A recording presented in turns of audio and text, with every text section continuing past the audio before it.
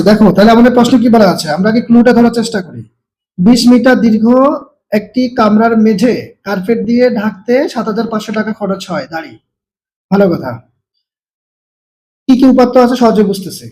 এরপরে বলা আছে যদি ওই কামরাটির প্রস্থ 4 মিটার কম হতো তবে 6,000 টাকা খরচ হতো। দেখেন, অনুশীলনীর 15 নম্বরের সাথে এই প্রশ্নটার এই লাইনটাতেই কিন্তু হচ্ছে পার্থক্যটা। অনুশীলনীর 15 নম্বরে সরাসরি বলে দিয়েছে যে হচ্ছে আপনার এই এই যে 576 টাকা কম খরচ হতো।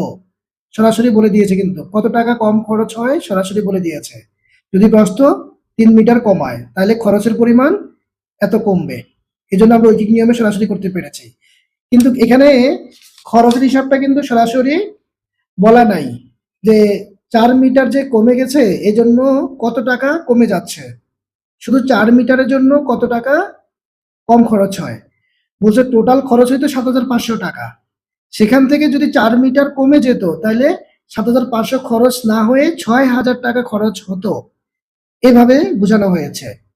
তাহলে এখন স্পেসিফিক শুধুমাত্র 4 মিটারের জন্য কম খরচ হয় কত, কম খরচ হয় কত, এটা আমরা পাবো এই 7,500 থেকে 6,000 বিয়োগ করলেই আমরা পেয়ে যাব। তো এটা তো সহজ হিসাব। হ্যাঁ, 7,500 থেকে 6,000 মাইনাস করলে 1,500 টাকা। তার মানে হচ্ছে এই যে 1,500 টাকা কম খরচ হবে, কারণ হচ্ছে 4 মিটার যে মানে কমাই ফেললে খরচের পরিমাণটা কত কমে যাচ্ছে 4 মিটারের জন্য স্পেসিফিকলি, সেই হিসাবটা আমাদের জানা থাকতে হবে। আর এই হিসাবটাই অনুশীলনীর অঙ্কের মধ্যে দেওয়া ছিল। ঠিক আছে, কিন্তু এখানে বলছে যে যদি কমাই ফেলে প্রস্থের পরিমাণ তাহলে 7,500 না হয়ে এখন 6,000 টাকা খরচ হবে। তাইলে 4 মিটারের জন্য কয় টাকা হচ্ছে কমে যাচ্ছে, এটা আমরা এটা থেকে এটা বিয়োগ করলেই পাবো। এইভাবে বোঝানো হয়েছে বিষয়টা। তাহলে এখন আমরা বের করব যে 4 মিটারের জন্য কম খরচ হয়। হ্যাঁ, আসেন তাইলে আমরা এখন এইটা ম্যানুয়ালি করব। তাহলে উদাহরণ নাম্বার আমাদের হচ্ছে 13।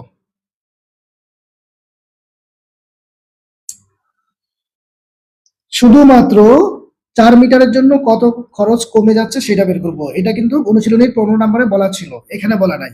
এখানে ক্লু দিয়েছে 7,500 থেকে এখন 6,000 টাকা খরচ হবে, তার মানে মাঝখানে কমতেছে 1,500, যেটা 4 মিটার প্রস্থ কমার কারণে। তাহলে আমরা 4 মিটার প্রস্থ কমার কারণে স্পেসিফিক খরচের পরিমাণটা কত কমতেছে সেটা বের করব। তাহলে আসেন লেখেন যে এখানে প্রস্থ 4 মিটার কমালে, জি বলেন। স্যার এখানে হচ্ছে ওইরকম মানে অনুশীলনে যেভাবে করেছে ওভাবে কেন হচ্ছে না? আমি তো বললামই অনুশীলনীর মধ্যে 4 মিটার যে কমতেছে এটার জন্য কয় টাকা কমতেছে সরাসরি বলা বলা আছে, কিন্তু এখানে বলা নাই। এখানে তারা একটু বুদ্ধি খাটিয়ে বলছে 7,500 থেকে এখন 6,000 টাকা খরচ হবে যদি প্রস্থটা 4 মিটার কমানো হয়। তাহলে এখন শুধু 4 মিটারে কত টাকা কমতেছে এটা মানে প্রথম দিকে টাকা থেকে যে টাকাটা কমে যাচ্ছে ওইটা বিয়োগ করলেই আমরা পাবো। এই জন্য শুধু 4 মিটারে কত কমতেছে সেটা আমরা এখন স্পেসিফিকলি এই যে এখন পাচ্ছি 1,500 টাকা। 1,500 টাকা। দেখেন এখন আমরা বলতে পারি যে 1,500 টাকা কম খরচ হয়।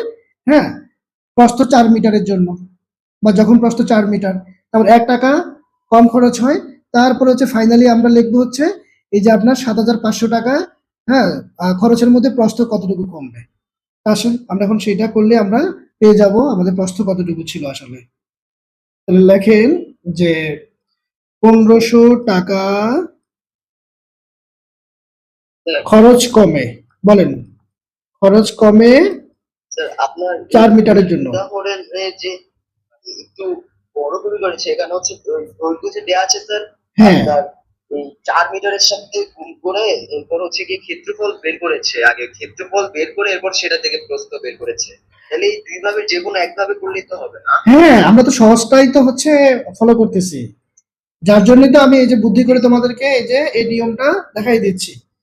উদাহরণে যেভাবে করা আছে এটা অনেক জটিল প্রক্রিয়া, এটা মাথা গরম হয়ে যাবে। জি স্যার।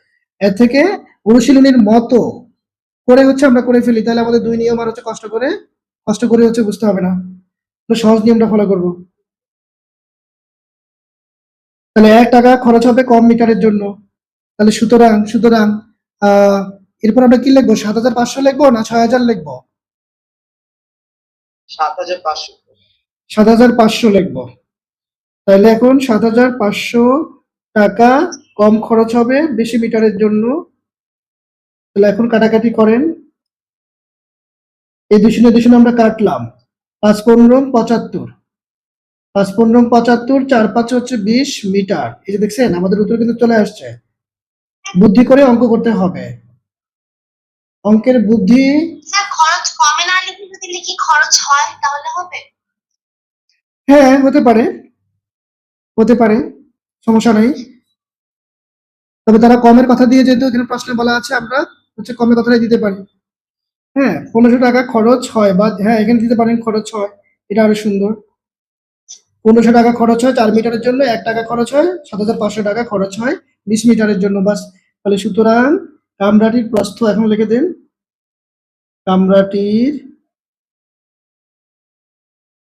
কামরা মানে বুঝো তো? স্যার রূপ। হ্যাঁ, এটা রুমকে বোঝানো হয়েছে। প্রস্থ 20 মিটার, বাস বাস, এটা আমাদের হচ্ছে উত্তর। এখন কনফিউশন দূর হয়েছে কিনা, কোনো ধরনের ডাউট আছে কিনা কোনো লাইনে, এটা আগে বলেন আমাকে। 100% বোঝা গেছে কিনা? Yes, sir. 100% বুঝতে পেরেছেন?